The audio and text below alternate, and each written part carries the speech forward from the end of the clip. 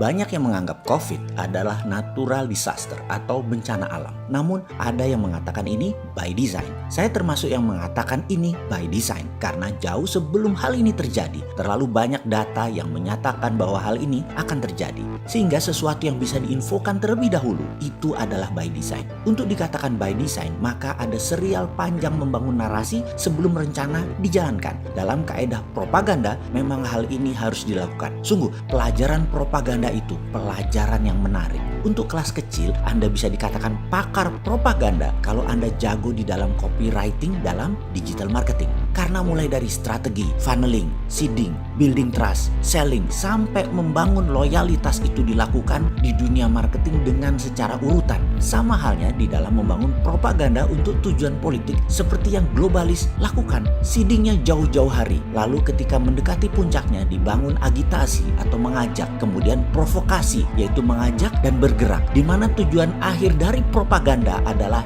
changing mindset. Ingat, tujuan propaganda adalah bahwa sadar seseorang diubah sesuai dengan tujuan sang pembuat pesan, changing mindset. Oh iya, strategi komunikasi yang dijalankan penguasa dengan buzzer saat ini jauh dari changing mindset, tetapi malah jadi counterproduktif karena yang dipilih orang-orang tak berilmu, murahan, penjilat, dan hanya membas asal bunyi kalau dilihat dari kacamata yang lebih luas. Sesungguhnya, buzzer inilah aslinya provokator yang membuat negara saat ini bubrah trustnya kepada sesama anak bangsa. Selain mereka buzzer ini nggak ngerti bela negara, ilmunya rendah, kasar bicaranya, dan menantang lawannya, gaya ini bukan gaya negarawan, tetapi gaya anak jalanan yang kampungan. Oke, kita balik lagi ke propaganda yang dilakukan globalis akan COVID, yang boleh diakui telah berhasil menakut-nakuti pemerintah yang memang lemah hankamnya. Kalau yang kuat hankamnya dan shadownya, aman negaranya. Jadi apa yang dilakukan globalis? Oh,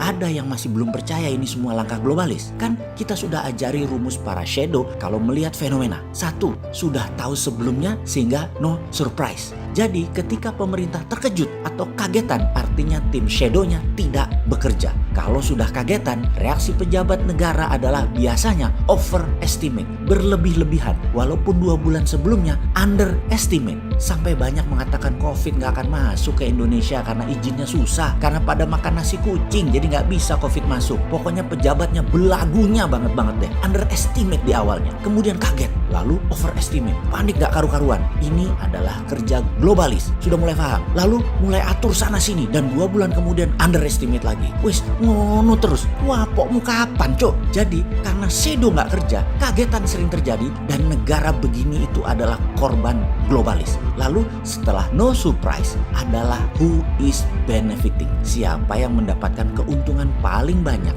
Dia pemainnya. Dan kita semua tahu dalam 4 bulan efek pandemi COVID di dunia ada 29 bilioner baru di Amerika lahir. Dan total kekayaan para bilioner geng Bilderberg itu naik 584 billion dolar. Sisi seberang, masyarakat dan pemerintah di Amerika, 16 juta penduduk kehilangan asuransi kesehatan dan 46 juta orang korban PHK kehilangan lapangan kerja. Di Eropa, di Asia, semua hampir sama secara persentasinya. Di mana angka 584 billion dolar lebih kaya tersebut adalah sedotan kekayaan seluruh dunia kegiring ke mereka, para globalis. Sudah mulai paham ini mainan globalis? Belum? Atau masih ngeyel kayak bosman ngeyelin ekonomi dan hankamnya Indonesia yang jebol sama asing?